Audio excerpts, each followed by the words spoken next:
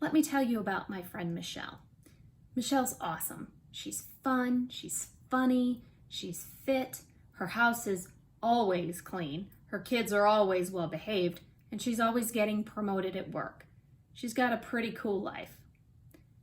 Why is it that every time I spend time with Michelle, I come home to my house, which isn't always quite as clean, and my kids, who aren't always as well behaved, and I feel crappy about who I am? I'll tell you why. It's because I am comparing myself to the perception I have of what Michelle is. And that's one of the slippery slopes that we tend to fall down when we think about ourselves and compare ourselves to others. We assume that people like Michelle are perfect, have it all together, when the reality is we have no idea what's going on behind closed doors and what Michelle really struggles with.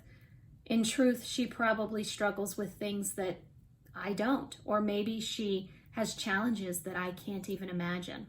And I remind myself of that when I sense these feelings of inadequacy coming to the surface after spending time with her. But it's also about not recognizing our awesomeness. If you have a friend like Michelle, I bet it can have that influence on you as well. But don't forget to recognize what you offer to the world, to your community, to all of humankind. I bet you're a great parent, and if you are, that is something to be very proud of. Maybe you're a marathon runner. That's incredible, because that is not something that many people can do. Maybe you're a talented musician or a whiz in the kitchen and can do some amazing baking. Those are all incredible skills and wonderful talents to have. Maybe you're a great friend or just a very kind human. Again, those are critical things that make a difference to others and into the world.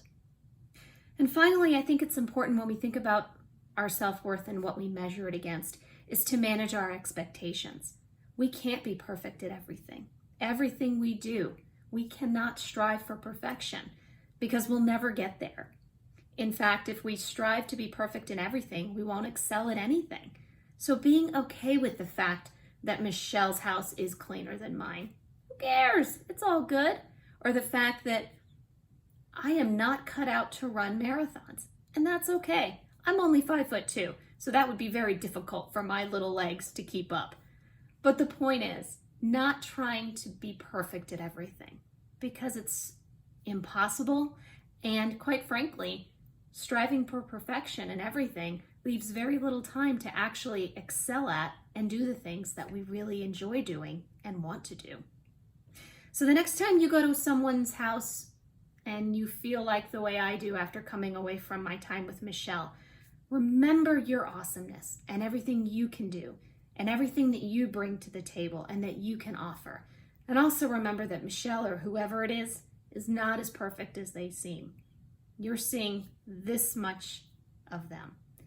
You've got this. Remind yourself of your awesomeness and your self-worth.